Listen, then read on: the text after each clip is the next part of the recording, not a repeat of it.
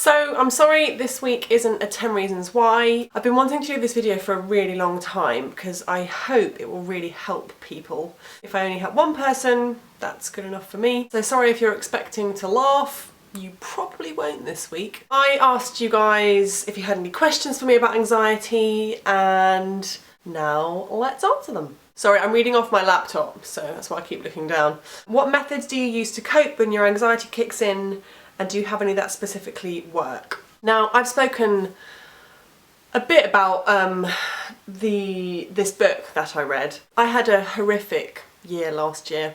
Horrific. I was Googling stuff about anxiety, like I tried medication, but it literally made me worse. Like, shit, I don't know what to do. I mean, for those of you that understand, you know exactly how I felt. Anyway, after some Googling, I found this website called anxietynomore.co.uk, and it's started by a guy called Paul David, who wrote this amazing book which is called At Last Alive. It's self-published. He had anxiety and panic and stuff for 10 years, and it is hands down the most relatable and simple book you could probably ever read. I have, like most of you, have bought a lot of books about anxiety and stuff, like The Power of Now, Secret, Feel the Fear and Do It Anyway, and I just couldn't relate to any of them because I feel like if someone hasn't been through it, I don't really give a shit what you have to say about it because you have no idea what you're talking about. I realise I'm not answering your question, I will. See, the thing is, like, the way Paul teaches is that this whole thing is nothing works. So you're, going around trying to find a therapist that works, a medication, a hobby that's going to make you forget about everything, or you're desperately trying to find something to fix whatever you're going through, but what you need to do is do nothing. And I know how simple it sounds, and it's taken me a long time to really grasp it. It's all about understanding anxiety, right, and looking at the reasons, why your body is getting affected in this way, and all about the heart palpitations and the feeling, maybe dreamlike sometimes because you're so panicky. There are fuckloads of symptoms. So with regards to methods that I use to cope, well, it started with just understanding about anxiety, really, and knowing that it wasn't a situation or a person or a place that was making me feel anxious. It was kind of me.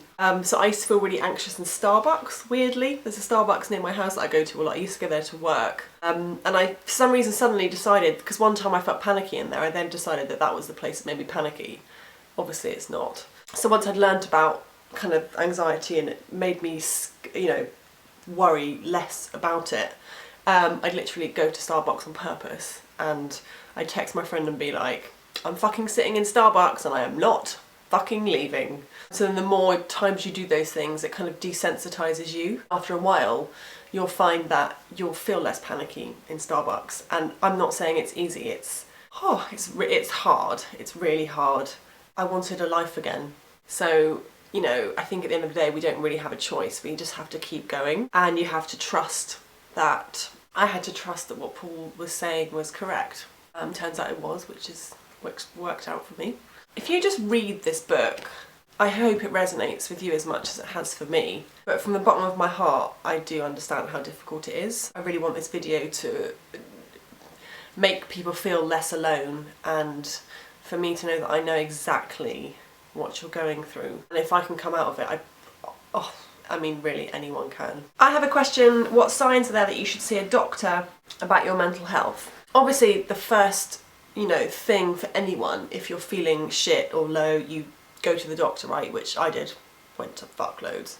For me, like, therapy wasn't for me and medication wasn't for me, but at the same time I feel like if you don't, you can see if those things work. For me, I think it was good. Otherwise, I'd always thought, I wonder if medication will work for me, or I wonder if a counsellor will help. If you don't feel like you like talking to people around you, 100% go and see your doctor. They can recommend some stuff and you can see what helps you. Just never, ever, ever be afraid to speak to someone about it, because for me, this isn't the kind of thing you can go through alone. You just can't. You need people, you need support. And, if your doctor gives you that, then that's definitely a start. Is it really possible to do something when you feel something broken in yourself? First of all, I'd like to say that you're not broken. We're all born perfect human beings. You're not broken. Some of us just got a little lost along the way. You have a choice, right? You either want to get on with your life or you don't. And I wanted to get on with my life, so I knew the only way to do that was to really push myself, and oh my god, it feels scary, horrible,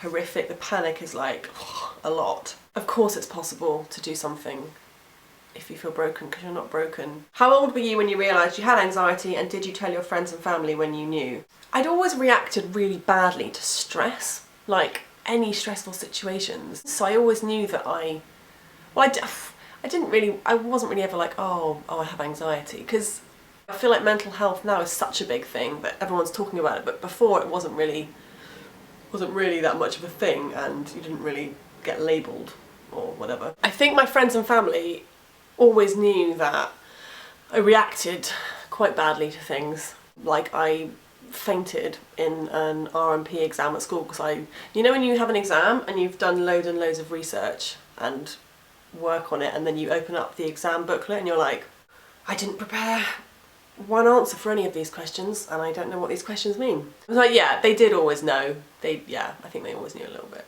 My girlfriend has depression and anxiety. Can you please give me some advice on how to help her? I would just talk to her, sit her down and say, what do you need from me? Do you need me just to be there? Because for me, I just liked someone being there. They didn't really even need to speak, just having someone there. So it's hard when you feel really anxious or depressed to really like navigate or think what you need. So maybe ask her if she wants to go and speak to someone about it. Does she want to go to the doctor? Does she, you know, I don't know. I think the first thing you can just do is just talk to her and ask her what she needs. I know it's trivial. It's not trivial. But how do you stop them? I've been to 2 different doctors, been on lots of medication, and I still get them badly. I can relate to that so much about what you're saying. I tried loads of different medications. Loads. Like 7, 8. I went to many doctors, more than I care to admit how many doctors I went to see. I mean, it's hard to not give advice based on this book because I don't want to make it seem like I'm in a cult. Personally, I think it's a good cult to be in, but I think you just need to get to understand anxiety, like learn about, even if you want to read books on like Buddhism or something, you know, learn how the mind works and know that your thoughts, they are not what you think and they are not real. Like, it's just a thought. We have like thousands and thousands of thoughts every day, and we take them, I mean, I used to take them so seriously, and I'd follow them and it would never end up anywhere good. We're not on this planet for very long, and I've spent a lot of my life worrying about things that I had no control over, and I think a lot of anxiety and depression comes from lack of control. Like, I'm a perfectionist, you know, I'm quite creative minded, I like to control everything, but you can't control life. I don't know what's going to happen in an hour.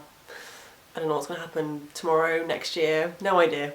And that is scary, but in a way it's good because you just got to roll with it, and you just never know what's going to happen. Do you avoid drinking and partying when you have anxiety? I definitely drink less than I used to, which is only a good thing. For me, I've never been one to like really go out crazy. Like, my friends can go out till like 4, I'm pretty done by midnight. Pushing it to 1 o'clock is really late for me. I'm pretty happy with just a couple of glasses of red wine. This is actually what happens when I have red wine. So this is my red wine.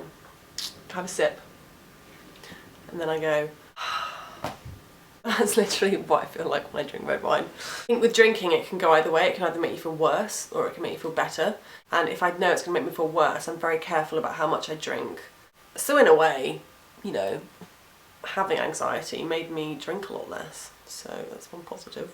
Okay, so I'm going to stop the video there because I think I've said quite a lot and I haven't edited this video yet, but I think it's going to be pretty long. But I just want to say, Paul, I wouldn't be here today if it wasn't for you.